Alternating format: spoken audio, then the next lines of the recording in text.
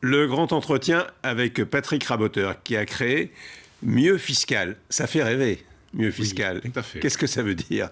Tous ceux qui payent des impôts, tout en étant bons citoyens, se disent si je pouvais payer un peu moins, c'est une pensée pas toujours avouable, mais qui est une vraie pensée. Tout à fait, l'objectif est là. Et alors, comment puis-je m'alléger de du poids fiscal que je subis et qui me contraint régulièrement au sein de mon entreprise, sur ma personne morale et ensuite sur la personne physique, bien évidemment. Alors, que proposez-vous? Ce que je propose éventuellement, nous n'avons rien à vendre, ok? Mais nous avons des solutions pour des gens qui veulent un petit peu retrouver, notamment un petit peu retrouver des marges au travers d'une entreprise qui va leur permettre de constituer des provisions pour pouvoir se développer. Et ça, c'est très intéressant pour eux. Alors, mieux fiscal, ça veut dire payer moins d'impôts, ça va avoir une situation fiscale plus intéressante. C'est de l'optimisation fiscale. Oui, bien évidemment. Alors, ce sont des solutions fiscales, mais parfaitement légales, par contre. Oui, tout à fait. Alors, sinon, vous n'aurez pas invité. Je suppose. Alors, c'est à Andorre. C'est en principauté d'Andorre, tout à fait. Donc, il faut aller habiter Andorre. Comment ça se passe? Pas forcément. Il y a deux choses qu'il faut bien distinguer, c'est la personne morale, c'est-à-dire l'activité économique, et ensuite la personne physique. Parce que derrière toute personne morale, il y a des personnes physiques.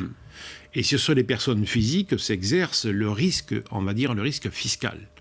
Donc c'est nous, ce qui fait notre particularité, c'est qu'on travaille sur cet aspect, d'éliminer tout risque fiscal dans le cas d'une délocalisation, d'une ou toute partie d'une société, et éventuellement sur sa personne physique, suivant le choix qu'elle a déterminé. On n'est pas obligé d'être résident en Andorre. On a 3 statuts. On peut être résident actif qui engage la résidence fiscale de manière automatique.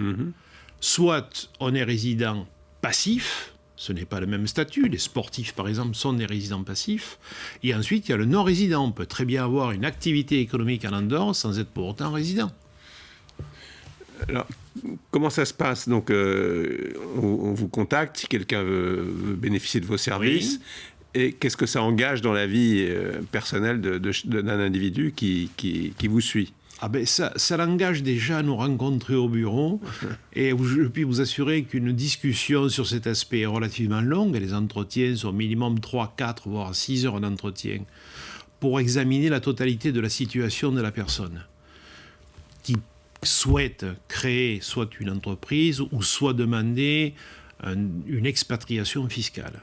C'est quand même relativement complexe. Quels sont les avantages alors? Les avantages de l'Andorre, outre le fait que ce soit un pays magnifique de montagne, ça c'est évident, mais c'est par son aspect fiscal. Et du fait que Andorre ne pratique pas la même fiscalité qu'en France.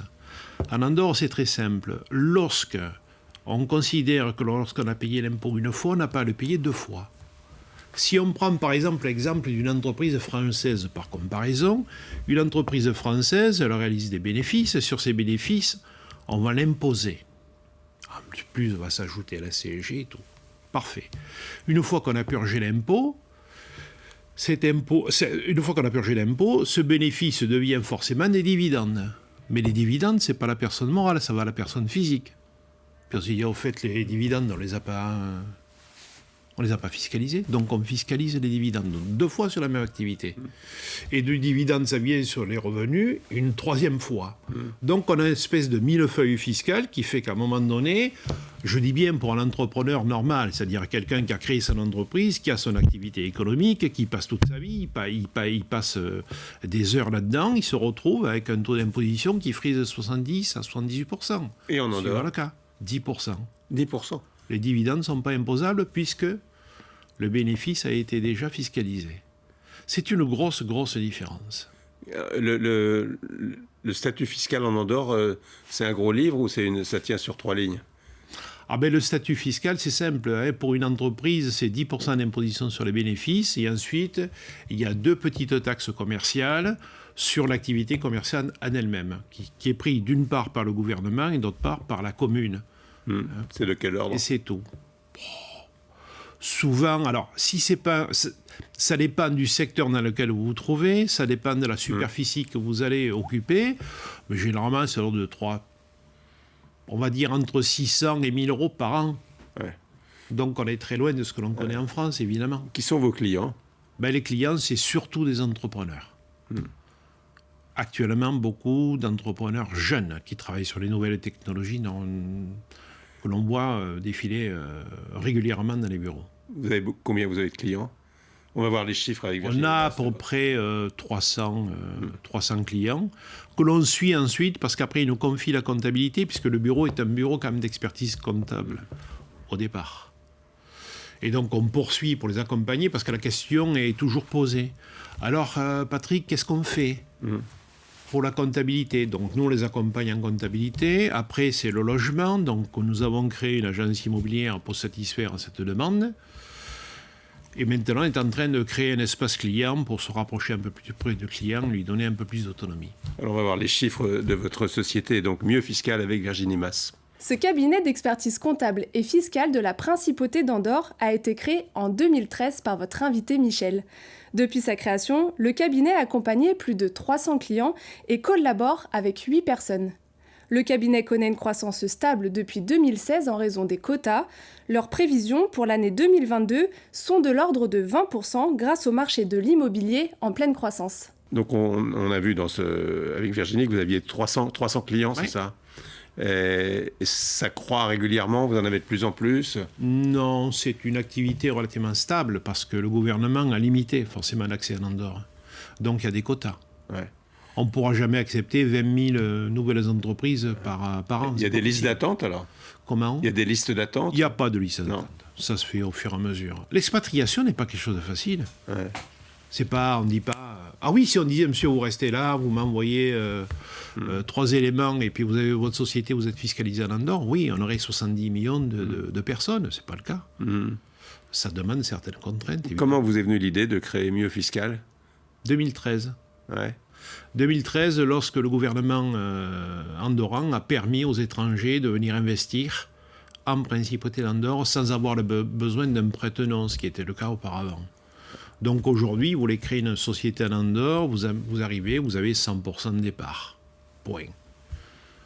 Comment vous voyez le développement de Mieux Fiscal ? Extraordinaire. Extraordinaire parce qu'à Andorre aujourd'hui, si vous alliez, c'est un véritable chantier. Il y a des immeubles qui poussent de partout.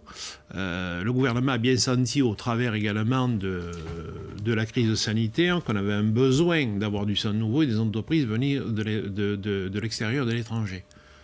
Donc l'avenir s'annonce plutôt bien pour la Principauté d'Andorre, qui est un pays qui est très très bien géré d'autre part. Ouais. Sachez qu'il n'y a pas d'impôt foncier. Sachez qu'il n'y a pas de taxe d'habitation. Et quand on va en Andorre, on ne peut pas dire que ce soit un pays qui est mal administré. Ouais. Donc il n'a pas besoin de recettes plus que ça, quoi. Disons qu'au moins que les recettes, elles sont utilisées intelligemment. Et au bénéfice de la population. C'est grand comment, Andorre ? 500 km², 70 000 habitants. Et la population croît, alors le nombre d'habitants va croître. On sera limité par le territoire. Ouais. Ils avaient fixé à un moment donné à peu près 120 000 habitants maximum. On est à 70 000, ça laisse un petit peu de marge, mais on ne pourra pas aller au-delà. La montagne n'est pas extensible. Merci beaucoup. Voilà, merci à vous.